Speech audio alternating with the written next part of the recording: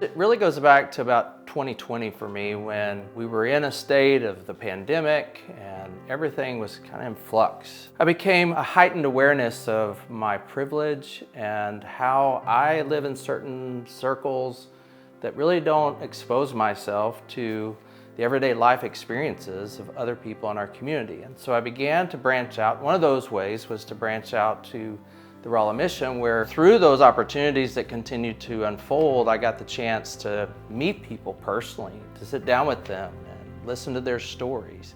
People's views of homelessness has been mixed and varied. Some approach the situation as something I don't want to have anything to do with, I don't want in my backyard, I don't want exposure to it. And there's been some myths that have propagated that viewpoint, such as if someone is unhomed, then they're an addict. Well, not all homeless people are addicts. Or if someone is homeless, then they're going to cause vandalism to a business.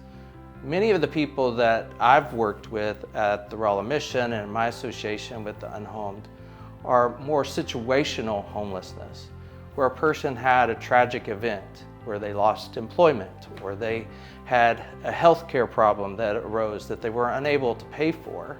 And this resulted in them having to experience life in a very different way. And so because of that and the work with the Raleigh Mission, I think we've been able to try to help support the debunking of a lot of those myths and those wrong ideas, misconceptions. And I think as a result of that, we've also then had the opportunity to see tremendous success. Numerous people who were unhomed are now homed, who were unemployed now employed.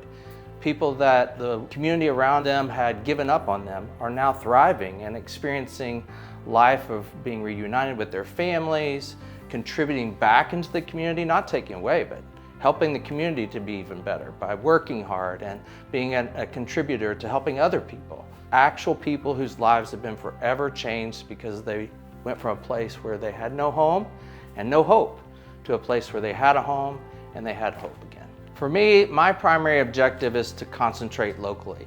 I try to think globally and understand what's happening at the state and national level, but my biggest sphere of influence is right here in our community. And one of those is to educate. I think the more that we help people be informed, the better difference we can make. And that's one of the things that I think Voters for Informed Action really holds as a high ideal that we share.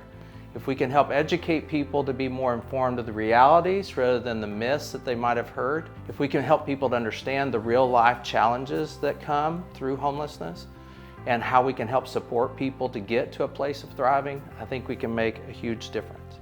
And one of the best ways to do that, I think, is through firsthand experience. It's easy for us to separate ourselves from people that we don't have any commonality with, or we don't think that we have anything in association with. But the reality is that people that are unhomed are people. They're human beings, and they have stories, fascinating stories. And if we sit down and we listen to them, we hear those stories, we understand where they're coming from, we get to know them by name, we're likely to befriend many of them. And so by befriending people who are in the spaces of transformation, I get to be a part of seeing them grow and transform, and they get to be a part of helping me to grow and transform.